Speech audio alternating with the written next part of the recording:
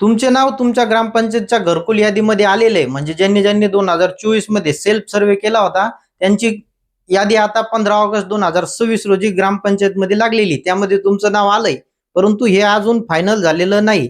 हे वगळू सुद्धा शकतं. त्यासाठी तुम्हाला आता एक फॉर्म भरून तुमच्या ग्रामपंचायतमध्ये सबमिट करायचं आहे. त्यामध्ये तुमचं स्वयं घोषणापत्र असणार आहे. त्यामध्ये काय काय अटी शर्ती आहेत ते आपण बघूया. चला बघूयात की फॉर्म कसा भरायचा कम्प्युटर स्क्रीनवरती. चला सुरू करूया.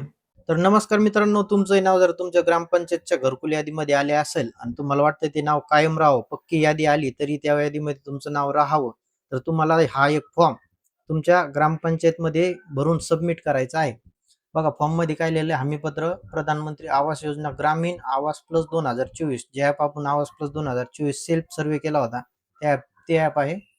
रजिस्ट्रेशन नंबर जो आवास प्लसचा रजिस्ट्रेशन नंबर आहे तो त्या ॲपमध्ये मिळेल तुम्हाला, जर ॲप अजून इन्स्टॉल असेल तर. नाही तर परत इन्स्टॉल करून रजिस्ट्रेशन नंबर तुमचा तिथून काढून घ्या. इथं तारीख टाकायची आहे. तेव्हा प्रति सरपंच ग्रामपंचायत अधिकारी ग्रामपंचायत कार्यालय, हे बघा इथं तुमच्या गावाचं नाव येईल, इथे तालुका जिल्हा.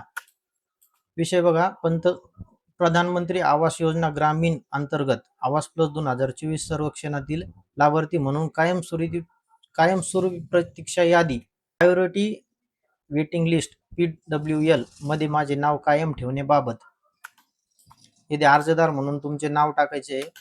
बेनिफिशरी ID हा तुम्हाला तुमच्या त्या यादीमध्ये मिळेल, जी आता सध्या तुमच्या ग्रामपंचायतला लागलेली आहे त्या यादीमध्ये बेनिफिशरी ID मिळेल. किंवा त्या आवास प्लसच्या ॲपमध्ये सुद्धा आता अपडेट आलेलं असू शकतं, ते बघून घ्या एकदा. महोदय, वरील विषयाने मी हमीपत्र लिहून देतो की मी प्रधानमंत्री आवास योजना ग्रामीण अंतर्गत आवास प्लस 2024 सर्वेक्षण मध्ये मला घरकुल मंजूर होण्यासाठी लाभार्थी म्हणून मी दिलेली माझी वैयक्तिक, कौटुंबिक, आर्थिक आणि मालमत्तेविषयीची माहिती पूर्णपणे खरी व सत्य आहे.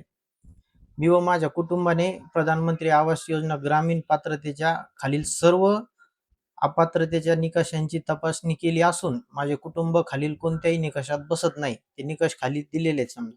म्हणजेच माझे कुटुंब सदरील घरकुल योजनेस पूर्णपणे पात्र आहेत. आता बघा निकष काय, थोडं झूम करतो मी. हे बघा, पहिला आहे माझ्या किंवा माझ्या कुटुंबातील कोणत्याही सदस्यांचे नावे भारतात कुठेही पक्के घर नाही. बघा बरं का. त्यानंतर दुसरं म्हणजे माझ्या किंवा माझ्या कुटुंबातील कोणत्याही सदस्यांचे नावे 3 अथवा 4 चाकी वाहने नाही. ट्रॅक्टर, कार आणि हार्वेस्टर हे सुद्धा चालत नाहीत.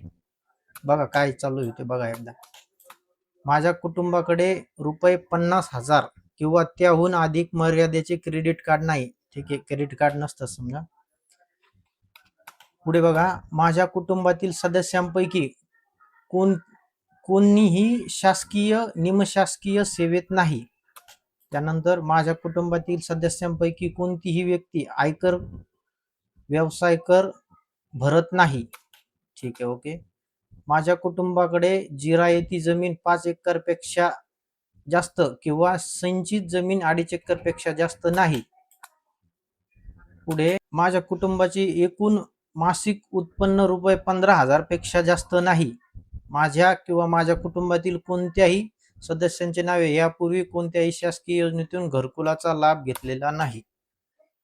वरील सर्व निकष, मी दिलेली सर्व माहिती पूर्णपणे सत्य असून यात काहीही लपून ठेवलेले नाही. भविष्यात कोणत्याही टप्प्यावर सर्वेक्षणातील माहिती चुकली, असत्य अथवा बनावट आढळल्यास माझ्या घरकुलाची मंजुरी त्वरित रद्द करण्यात येईल याची मला पूर्ण जाणीव आहे. तसेच आढळल्यास शासनाकडून मला मिळालेली घरकुल अनुदानाची रक्कम मी व्याजासह परत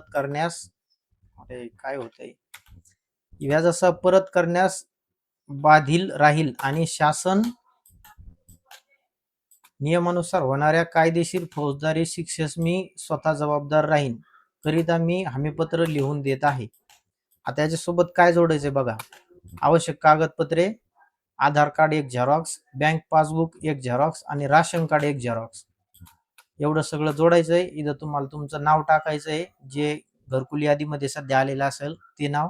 त्यानंतर इथं तुमचा मोबाईल नंबर टाकायचा आहे आणि इथं पुढे सही करायची आहे.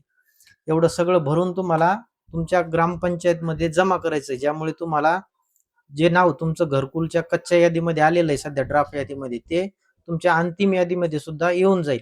आता या फॉर्मची लिंक मी तुम्हाला डिस्क्रिप्शन मध्ये देतो, तिथून तो डाउनलोड करून घ्या, भरून त्याच्यासोबत कागदपत्रे जोडा आणि ग्रामपंचायतमध्ये नेऊन द्या.